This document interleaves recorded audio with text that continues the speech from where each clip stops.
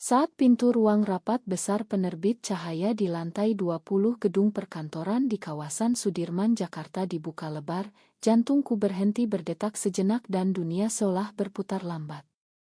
Di ambang pintu berdiri Maya, wanita yang 5 tahun lalu keluarganya paksa meninggalkanku karena kami berdua perempuan yang saling mencintai, dan sekarang dia melangkah masuk dengan setelan bisnis hitam rapi, senyum profesional. Tapi matanya langsung bertemu dengan mataku dan kilatan pengenalan itu tak bisa disembunyikan.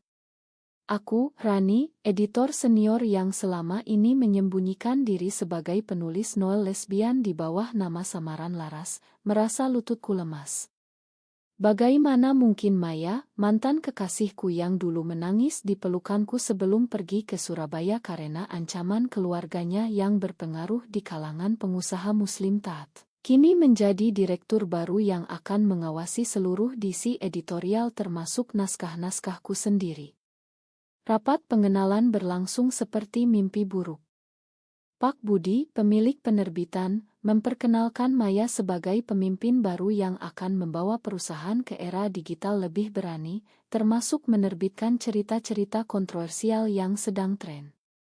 Semua karyawan bertepuk tangan, tapi aku hanya bisa duduk diam di kursi belakang, tangan dingin memegang notes. Ingatan malam terakhir kami di apartemen kecil Kemang 5 tahun lalu membanjiri pikiran seperti banjir bandang. Saat itu keluarga Maya menemukan cat-cat kami, mereka mengancam akan memutus semua dukungan finansial dan mencoreng nama baik di masyarakat Jakarta yang masih sangat konservatif ini. Maya pergi tanpa kata perpisahan, menikah sebentar dengan pria pilihan orang tuanya, dan hilang dari hidupku. Kini dia kembali, sendirian, dengan karir cemerlang, dan aku tahu rahasiaku sebagai Laras terancam. Setelah rapat, Maya memanggilku ke ruangannya yang baru. "Rani, lama tak jumpa," katanya pelan setelah pintu ditutup, suaranya masih lembut seperti dulu tapi kini ada nada kuat direktur. Aku menelan ludah, berusaha tenang. "Selamat datang, Bu Maya. Apa yang bisa saya bantu untuk proyek baru?" Kami berbicara tentang jadwal, tapi tatapan kami saling mengunci lebih lama dari seharusnya.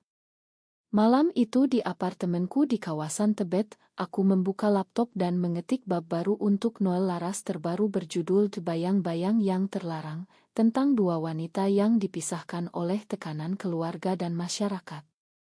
Kata-kata terasa terlalu nyata, jari-jariku gemetar.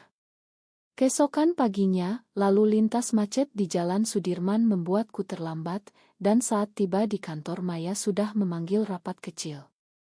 Dia membahas novel Rahasia Hati karya Laras sebagai contoh konten berani yang bisa mendongkrak penjualan, tapi kontroversial di kalangan konservatif. Aku tersenyum kaku, bertanya dalam hati apakah dia tahu bahwa aku adalah Laras. Sepanjang hari rekan kerja bergosip tentang direktur baru yang cantik dan single, dan aku merasa seperti berjalan di atas tali yang tegang. Sore harinya, Maya mengirim pesan singkat ke nomor pribadiku, "Kopi malam ini di warung biasa." Aku tahu ini awal dari sesuatu yang berbahaya, tapi aku tak bisa menolak. Di kai kecil di pinggir jalan Tamrin, kami duduk di pojok gelap, berbicara tentang masa lalu dengan suara pelan. "Aku tak pernah berhenti memikirkanmu, Rani," katanya, tangannya hampir menyentuh jemariku. Cinta lama mulai menyala lagi, tapi di Indonesia ini, setiap pertemuan terasa seperti taruhan nyawa untuk masa depan dan kehormatan kami. Aku pulang dengan hati berat, tahu bahwa diam atau berani akan membawa konsekuensi besar. Keesokan harinya di kantor, suasana sudah mulai terasa berbeda. Maya memanggilku lagi untuk diskusi naskah, dan kali ini dia membawa draft novel Laras terbaru yang belum terbit. "Cerita ini kuat sekali, Rani. Tapi apakah kita siap menghadapi reaksi masyarakat?" tanyanya sambil menatapku dalam. Aku tahu dia curiga, tapi aku pura-pura tak tahu. Kami mulai bertemu secara rahasia hampir setiap malam di tempat-tempat tersembunyi seperti taman di Monas atau kai pinggir kali di kawasan Kota Tua. Cinta kami tumbuh lagi, pelukan singkat di mobil Maya yang gelap, janji untuk saling melindungi. Tapi popularitas Noel Laras mulai meledak di media sosial. Banyak pembaca memuji keberaniannya menceritakan cinta sesama wanita, tapi kelompok konservatif mulai mengkritik habis-habisan. Salah satu rekan kerja, Budi, mulai curiga padaku karena aku sering bolak-balik ke ruang Maya. "Kamu dekat sekali dengan direktur baru ya, Ran?" tanyanya suatu siang saat kami makan siang di kantin kantor. Aku tertawa gugup, tapi di dalam hati aku takut rahasiaku sebagai Laras terbongkar. Maya mulai mendapat tekanan dari pemilik penerbitan untuk memutuskan apakah menerbitkan lebih banyak cerita seperti itu atau mundur demi citra perusahaan. Di rumah orang tuanya di Menteng, Maya mendapat telepon dari ibunya yang masih mengawasi, "Jangan ulangi kesalahan dulu, Nak. Keluarga kita tak mau skandal lagi." Maya menceritakannya padaku malam itu dengan suara bergetar. Aku bilang sebaiknya kami menjauh untuk melindungi posisinya sebagai direktur baru, tapi Maya menolak keras. "Aku sudah kehilanganmu sekali, Rani. Kali ini aku tak akan diam." Keputusan itu terasa seperti pisau bermata dua, melindungi karirku sebagai editor atau melindungi Maya dari tekanan keluarga yang sama seperti dulu. Tekanan mulai terasa nyata ketika sebuah akun anonim di Twitter mulai menyebut nama Laras dan menghubungkannya dengan penerbit Cahaya. Media mulai memberitakan, dan aku merasa dunia semakin sempit. Skandal meledak tepat pada minggu ketiga Maya menjabat. Sebuah postingan viral di Instagram mengungkap bahwa penulis Laras adalah karyawan internal penerbit Cahaya, dan otoburam aku dan Maya di KAI mulai beredar.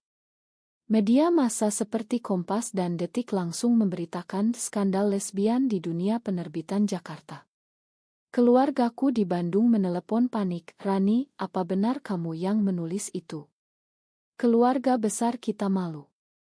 Sementara keluarga Maya mengirim utusan ke kantor, mengancam akan mencabut investasi jika Maya tak mengambil tindakan tegas. Aku dihadapkan pada pilihan sulit, mengaku sebagai Laras dan kehilangan pekerjaan, atau diam dan biarkan Maya yang baru menjabat menjadi kambing hitam. Di ruang rapat darurat, Maya berdiri tegar di depan dewan direksi. "Saya akan tangani sendiri," katanya, tapi matanya memohon padaku untuk tak mengaku. Malam itu kami bertengkar hebat di mobilnya yang parkir di pinggir jalan tol Jagorawi. "Biarkan aku lindungi kamu, Maya," kataku sambil menangis. Tapi dia menjawab, "Kamu sudah cukup menderita karena aku dulu pergi. Kali ini giliranku."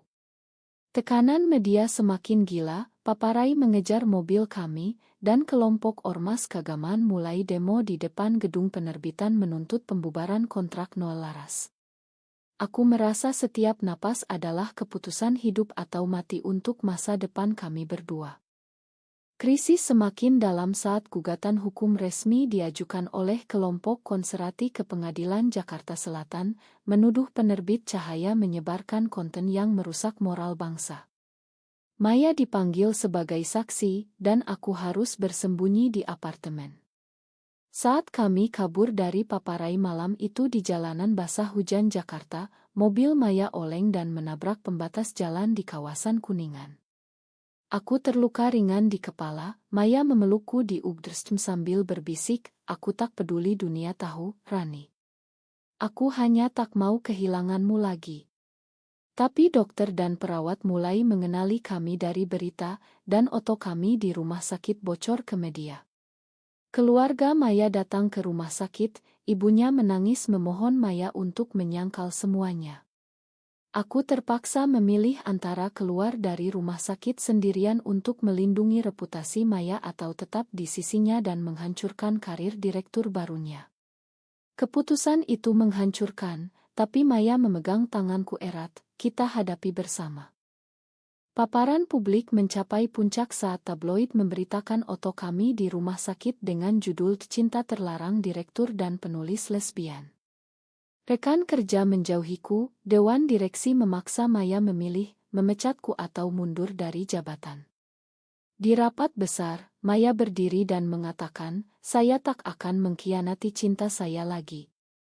Keluargaku memutus hubungan, teman-teman lama menghilang, dan tekanan sosial membuat kami tak bisa keluar rumah tanpa tapan menghakimi. Aku dan Maya duduk di balkon apartemen, memandang lampu Jakarta yang berkelap-kelip, bertanya-tanya apakah keberanian ini layak dengan harga yang harus dibayar, pekerjaan hilang, nama baik hancur, keluarga menolak. Akhirnya kami memilih berdiri bersama. Maya kehilangan jabatan direktur untuk sementara, aku mengaku sebagai Laras dan 00ku ditarik sementara dari peredaran. Kami pindah ke rumah kecil di pinggiran Bogor, hidup lebih sederhana tapi dengan kejujuran. Cinta kami tetap hidup meski dunia menentang, dan pelan-pelan dukungan dari komunitas progresi mulai datang. Tapi luka tetap ada, keluarga masih tak bicara, karir harus dibangun ulang dari nol. Apakah benar bahwa diam demi melindungi kehormatan keluarga dan masa depan lebih baik daripada berani mengakui cinta sesama jenis meski harus menghadapi segala tekanan masyarakat dan kehilangan segalanya? Benar atau salah?